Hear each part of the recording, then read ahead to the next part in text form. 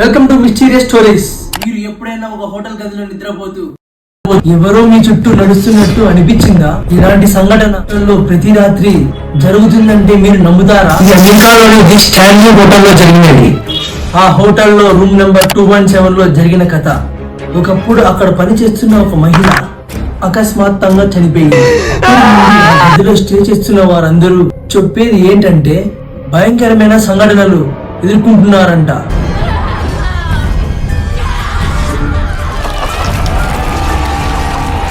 రాత్రిపూట ఈ గదిలో ఉన్న వాళ్ళు స్ట్రేంజ్ థింగ్స్ అనుభవించారంట. అర్ధరాత్రి వేళలో వాళ్ళు పనుకున్న సమయంలో ఎవరో వాళ్ళ తలుపుల్ని గట్టిగా కొడుతున్నారంట. బయటికి వెళ్లి చూస్తుంటే ఎవరూ కనిపించలేదంట. అదొక్కటే కాదు, ఆ రాత్రి సమయంలో లైట్స్ అన్ని మిస్టీరియస్ గా ఆన్ అండ్ ఆఫ్ అవుతున్నాయంట. నిద్ర సమయంలో వాళ్ళ పక్కన ఎవరో తిరుగుతున్నట్టు అక్కడ రిపీటెడ్ గా జరుగుతున్నాయి. కాబట్టి ఆ హోటల్ ని హాంటెడ్ ప్లేస్ గా గుర్తించబడింది.